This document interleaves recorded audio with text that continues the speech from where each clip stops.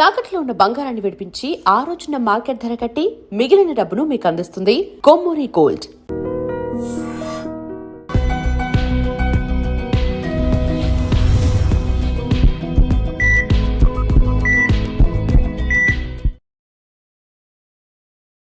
నమస్తే, welcome to healthy conversations with IT media. నేను మీ Jhansi. So ఈరోజు మనతో డాక్టర్ రవితేజ బుద్ధ గారు ఉన్నారు, ఇంటర్వెన్షనల్ పల్మనాలజిస్ట్. మరి టీబీ ఈ విషయం గురించి మనం మాట్లాడుకుంటున్నట్లయితే, టీబీ ఉన్న వాళ్ళు తగ్గినా కానీ లేదా ఏదైనా పక్కనున్నా కానీ మనకు కూడా వస్తుందేమో భయపడే సిచ్యువేషన్స్ నుంచి ఇప్పుడు కొంత అవేర్నెస్కి అయితే వచ్చాము. మరి నిజంగా టీబీ పక్కన వాళ్ళకి సోకుతుందా? అసలు టీబీ రావడానికి గల కారణాలు ఏముంటాయి? దాని నుంచి ఎలా బయటపడవచ్చు? ఈ విషయాలు తెలుసుకుందాము. నమస్తే సార్. నమస్తే అండి. సో విలేజెస్లో ఎక్కువగా చూస్తూ ఉంటాము. ఎవరైనా నార్మల్గానే దగ్గుతున్నా, స్నీజింగ్ అని ఇట్లాంటివి ఉన్నప్పుడు కొంచెం ఎంత ఫ్రెండ్స్ అయినా ఇంట్లో వాళ్ళైనా కొంచెం దూరం జరుగుతూ ఉంటాం. టీబీ అనేది ఒకరి నుంచి ఇంకొకరికి సోకుతుందా? ఉంటది. సోకిద్దండి వస్తుంది. డెఫినెట్‌గా. ఓకే. ఈ టీబీ అనేది రూట్ కాజ్ ఏమై ఉండొచ్చు రావడానికి ఎవరిలో అయినా సరే? ఫస్ట్ ఈ టీబీ అనేది ఏంటంటే అండి, any part of the body రావచ్చు టీబీకి. TB any part of the బాడీయా? టీబీ ఓన్లీ అందరూ లంగ్స్ అనుకుంటారు గానీ, కానీ దగ్గొస్తేనే అలా టీబీ గాదు. అని. ఓకే. టీబీ ఏ ఆర్గన్ కన్నా ఎఫెక్ట్ అవ్వచ్చు. ఓకే.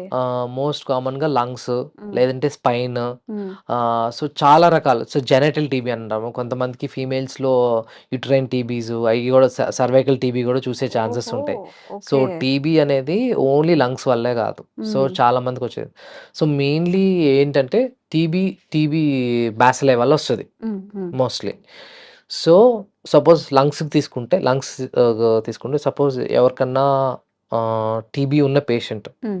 దగ్గినా గానీ, తుమ్మినా గానీ మ్మ్. డ్రాప్లెట్స్ స్ప్రెడ్ ద్వారా మ్మ్. టీబీ బ్యాసిలై వేరే వాళ్ళ ద్వారా వస్తది. ఓకే. సో అది ఎప్పుడొస్తది? సపోజ్ ఒక టీబీ పేషెంట్ ఉన్నారు. నేను సపోజ్ ఇన్హేల్ చేస్తే నాకొచ్చే ఛాన్స్ ఎప్పుడైతే ఇమ్యూనిటీ తక్కువ ఉంటదో, మ్మ్. Suppose for example under weight ఉండరు. కొంతమంది వెయిట్ తక్కువ ఉన్నోళ్ళు ఉంటారు. మ్మ్. కొంతమందికి లైక్ ఇమ్యూనో కాంప్రమైజ్ స్టేట్‌లో లైక్ డయాబెటీస్, హైపర్ టెన్షన్, లేదంటే గనక హెచ్ఐవి మ్మ్. అట్లాంటి పేషెంట్స్ ఏంటంటే కొంచెం ఇమ్యూనిటీ తక్కువ ఛాన్సెస్ ఉంటది. ఓకే. లేదంటే ఆటో ఇమ్యూన్ డిజార్డర్స్. మ్మ్. సో వీళ్ళకంటే ఇమ్యూనిటీ తక్కువ ఉండే ఛాన్సెస్ ఉంటది. ఓకే.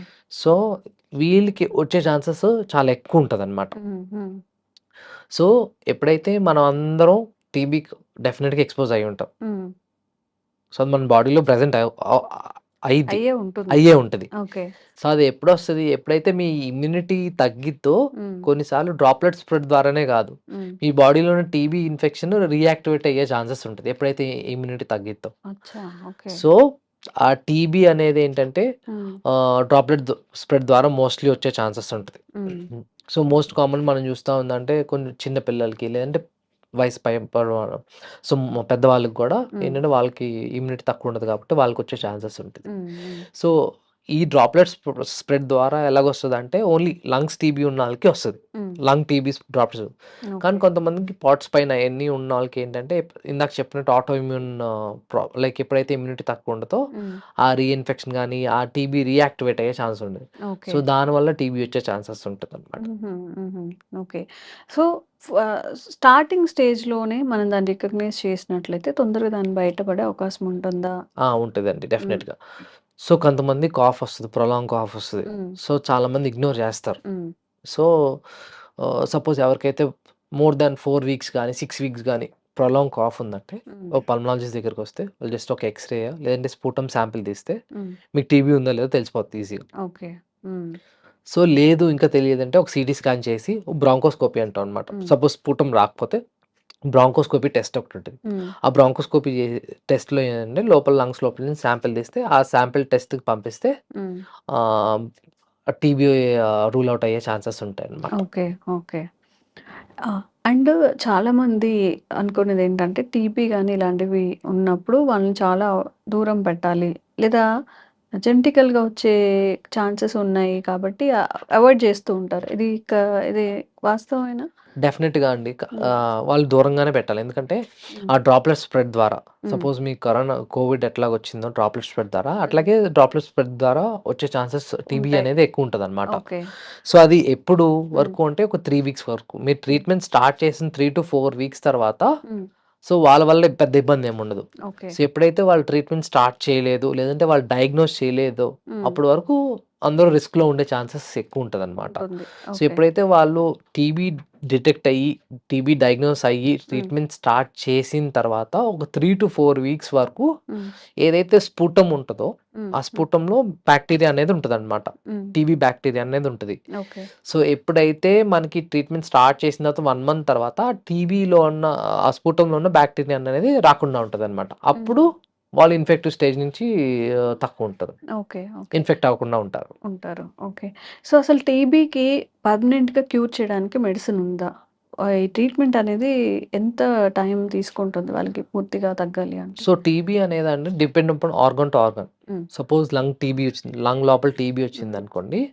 అది 6 మంత్స్ వాడితే హ్మ్. సరిపోతది. ఓకే. సో ఆ టీబీలో కూడా చాలా రకాలున్నాయి. హ్మ్. ఒకటేంటంటే నార్మల్ టీబీ. హ్మ్. ఇంకొకటేంటంటే ఎండీఆర్ టీబీ అనమాట. Multi drug resistance TB. Okay. చాలామంది ఏం చేస్తారంటే మీరు అబ్జర్వ్ చేస్తే టీబీ మందులేసుకుంటారు. హ్మ్. వాళ్ళు 1-2 మంత్స్ ఆగినెమ్మటే ఎమ్మటే ట్రీట్మెంట్ ఆపేస్తారు. హ్మ్. సో ఆ ట్రీట్మెంట్ ఆపేసినప్పుడు ఏమైద్దంటే ఆ బ్యాక్టీరియా రెసిస్టెన్స్ అయిపోతది. ఓకే. సో వాళ్ళకేంటంటే మళ్ళీ రీఇన్ఫెక్షన్ అయ్యే ఛాన్స్ ఉంటది. హ్మ్. ఎప్పుడైతే దాన్ని ఎండీఆర్ టీబీ అంటాం అనమాట. హ్మ్. హ్మ్. సో ఎప్పుడైతే ఇర్రెగ్యులర్‌గా మెడిసిన్స్ ఏసుకుంటారో హ్మ్. వాళ్ళకి ఎండీఆర్ టీబీ వచ్చే ఛాన్స్ ఉంది. వాళ్ళకేంటంటే మనం ఏదైతే 6 మంత్స్ ట్రీట్మెంట్ ఇస్తామో అది పనిచేయదు. హ్మ్. సో వాళ్ళు ఆల్మోస్ట్ 1 ఇయర్ టు 1 ½ ఇయర్ మందులు వాడాల్సొస్తది. ఓకే. కొంతమందికి ఈవెన్ ఒక 6 మంత్స్ టు 1 ఇయర్ ఇంజెక్షన్స్ కూడా ఇవ్వాల్సొస్తది. సో ఆ హుహు. ఎండీఆర్ టీబీ అనేది వెరీ డేంజరస్ అనమాట. So okay. అందుకే మనం మీరు గవర్నమెంట్ స్ట్రిక్ట్‌గా ఇప్పుడు సపోజ్ మనకి గవర్నమెంట్‌లో ప్రతి దానికి మన గవర్నమెంట్ గూడా ఒక పాలిసీ తీసుకొచ్చింది. హ్మ్. సపోజ్ ఎవరైనా టీబీ ఉందా ఫస్ట్ గవర్నమెంట్‌కి నోటిఫై చేయాలి మనం. హ్మ్. గవర్నమెంట్‌కి నోటిఫై చేస్తే వాళ్ళు ఫాలో అప్ చేస్తారు. ప్రతి పేషెంట్ దగ్గరికెళ్ళి వెదర్ ఏసుకున్నారా లేదా? హ్మ్. ఈవెన్ గవర్నమెంట్ ఫ్రీగా మెడికేషన్స్ కూడా ఫ్రీగా ఇస్తదనమాట. ఎవరికైతే టీబీ వచ్చిందో వాళ్ళకి ఫ్రీగా మెడికేషన్స్ కూడా ఇస్తది. ఓకే. సో దట్ ఏంటంటే టీబీ బర్డెన్ తగ్గించడానికే అనమాట. హ్మ్. హ్మ్. హ్మ్. సో ఏందంటే రెగ్యులర్‌గా సపోజ్ ఎవరికైనా టీబీ వచ్చినా compulsory 6 months to 8 months medications అయితే కంపల్సరీ వాడాలి. వేరాస్ లంగ్ టీబీ వస్తే హ్మ్. 6 మంత్స్ వరకు వాడాల్సొస్తది. ఓకే. వేరాస్ బోన్ టీబీ గానీ, స్పైనల్ టీబీ వస్తే వాళ్ళు 1 ఇయర్ టు 1 ½ ఇయర్ వరకు హ్మ్. మెడికేషన్స్ అనేది వాడుతూ వాడుతూ ఉండాలి. ఉండాలనమాట. అండ్ మనం అబ్జర్వ్ చేసుకున్నట్లయితే ఇప్పుడు గడిచిన ఒక 10, 15 ఇయర్స్ నుంచి చూసుకుంటే మెడిసిన్‌లో గాని, ఇచ్చే ట్రీట్మెంట్‌లో గాని క్వాలిటీ ప్లస్ తగ్గే ఛాన్సెస్ అనేవి ఎంతవరకి డెవలప్ అయ్యాయంటారు? సో, మెడిసిన్స్ అనేది అంతకుముందుకి ఇప్పటికి చాలా ఫార్ సుపీరియర్‌గా ఉన్నాం. టెస్టులు చేయటంలో గానీ, హ్మ్. లేదంటే ఎవరికైతే డౌట్‌ఫుల్ వచ్చిందో సో, హ్మ్. హ్మ్. పీపుల్ హ్మ్. అంతకుముందు ఇప్పటికి చాలా అవేర్‌గా ఉన్నారు. హ్మ్. సపోజ్ కాఫ్ వచ్చినామంటే మేము హాస్పిటల్‌కి ఎవరొచ్చినా గానీ డెఫినిట్‌గా టీబీ టెస్ట్ అనేది చేపిస్తాం అన్నమాట. Suppose long duration of cough కానీ, లేదంటే ఎక్స్‌రేలో మాకు సస్పీషియస్‌గా ఉన్నా, లేదంటే హ్మ్. సీటీలో సస్పీషియస్‌గా ఉన్నా డెఫినిట్‌గా ఫస్ట్ మేము టీబీ టెస్ట్ చేపిస్తాం. ఓకే. దాని తర్వాత వేరే అన్నీ రూల్ ఔట్ చేస్తాం. హ్మ్. సో, వన్స్ మనం ఆ టీబీ టెస్ట్ చేస్తే హ్మ్. మనం సేఫ్‌గా ఉంటాం. సొసైటీ గూడా సేఫ్‌గా ఉంటది. ఆ టీబీని స్ప్రెడ్ చేయకుండా ఉండడానికనమాట. ఓకే. సో, ఆ లేటెస్ట్ టెస్ట్ వల్ల ఏంటంటే, మనకి ఏమన్నా రెసిస్టెన్స్ సో, ఎండీఆర్ టీబీ ఏదైతే ఉందో అంతకుముందు ఏంటంటే ఓన్లీ ఆహ్, స్ టీబీ పాజిటివా లేదో తెలిసేది గానీ, అదే గానీ ఎండీఆర్ టీబీ ఉందో లేదో తెలిసేది కాదు. హ్మ్. సో, అందుకే మనకి లేటెస్ట్ టెస్ట్‌లన్నీ తెలుసు. సో, దానివల్ల ఎండీఆర్ టీబీ ఉన్నా గూడా అంతా తెలిసిపోతది. ఓకే. ఓకే. యాహ్! సో, ఎవరైనా గానీ టీబీ ఉంది అని చెప్పి మీరేమి డిప్రెస్ అవ్వక్కర్లేదు. ఇప్పుడున్న మెడికేషన్ గానివ్వండి, ట్రీట్మెంట్ గానీ చాలా అడ్వాన్స్డ్‌గా ఉంది కాబట్టి, సార్ మెన్షన్ చేసిన జాగ్రత్తలైతే తీసుకుంటూ, ట్రీట్మెంట్ తీసుకుంటే తొందరగా బయటపడే అవకాశం ఉంటుంది.